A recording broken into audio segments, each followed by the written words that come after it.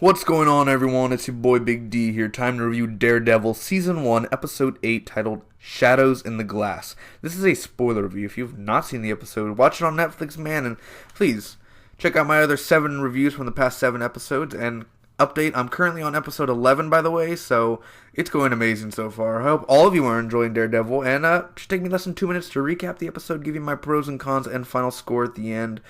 Actually, it may take me 3 minutes, guys, because a lot of stuff happened in this episode that you might want to pay attention to. Anyway, thanks for joining me. Let's get right to it. First off, Fisk makes breakfast, and I just love the way the actor Vincent, I don't really remember his last name, Vincent D'Onofrio. I totally butchered that. I'm so sorry, man. Vincent's making breakfast, and he gets dressed, and he sees a boy in a mirror.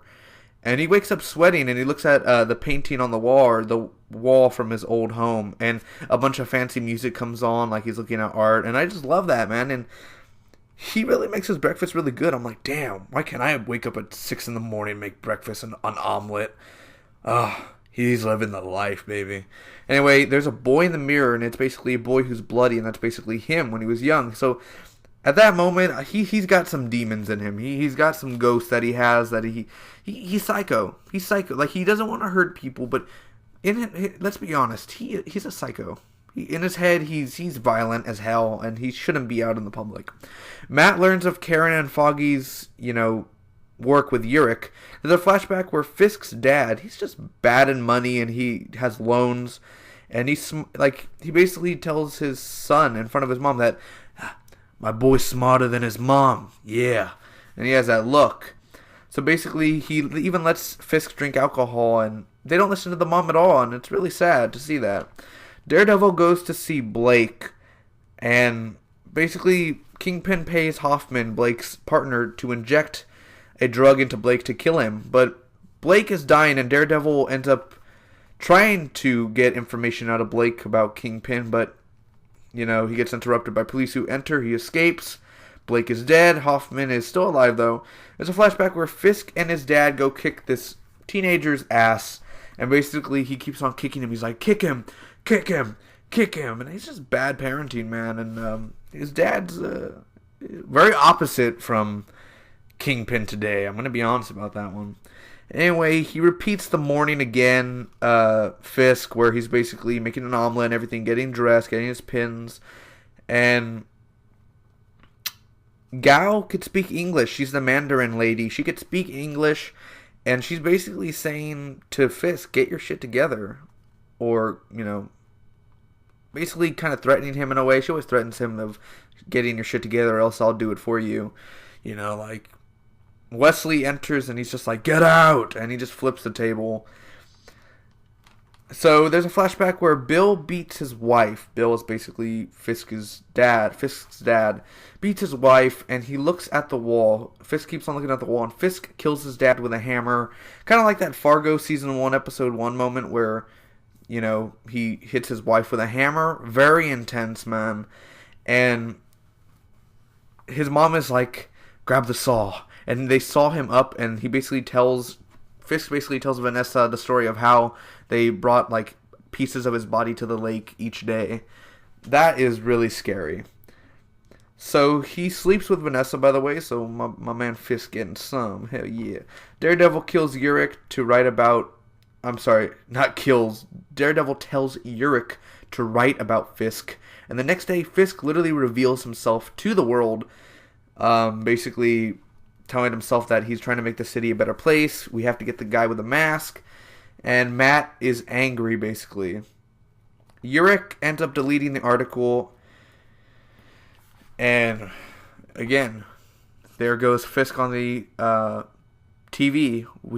I'm trying to make this city a better place. Overall, my pros and cons. My pros first, guys. Fisk!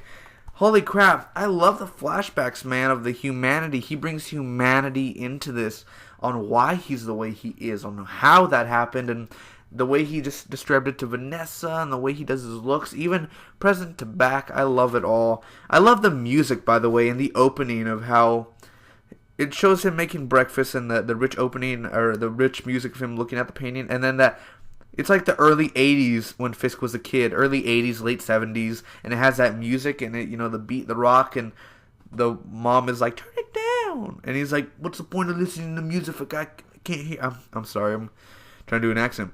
What's the point of listening to music if I can't hear it? And it's kind of true, you know.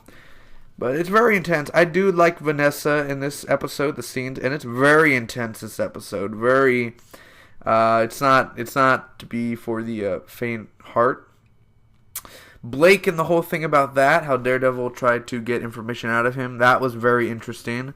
But overall, Kingpin, Vincent, and the young actor who plays Kingpin very much shines during this episode. This is a more Kingpin-centric episode.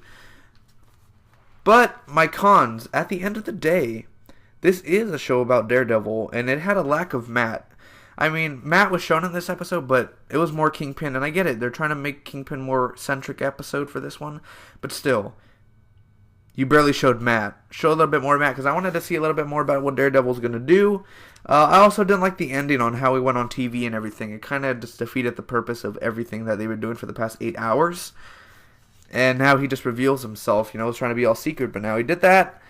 So I wasn't a big fan of the ending, and I'm tired of the interrogations. Like, I do like how he did with the Blake thing, and how he went, and what was going on, and Blake's dead now, but still, the whole interrogation thing, enough with, like, I was tired, like, when I saw Daredevil in front of Yurik, I was like, oh, he's gonna interrogate him, but he didn't, of course. But enough of interrogations, man, I'm done with that. But again, the pros, Fisk and the humanity, and the whole Blake story, and the flashbacks, the opening, the music, intense, Vanessa, all together, it was another great episode. Gonna give it a A-. Hope all of you enjoyed the episode, man. Hope you're enjoying these reviews. Comment down below, let me know what was your favorite part about the Daredevil episode. And again, it just shows Kingpin is more than meets the eye. He's a lover, he's a fighter, he's a hater, and he's not like his dad, but most likely, yeah, he pretty much is like his dad. In a sort of way, I am not a monster. Am I? I love that part. Anyway, may the Spock be with you always. See you for the next one, baby.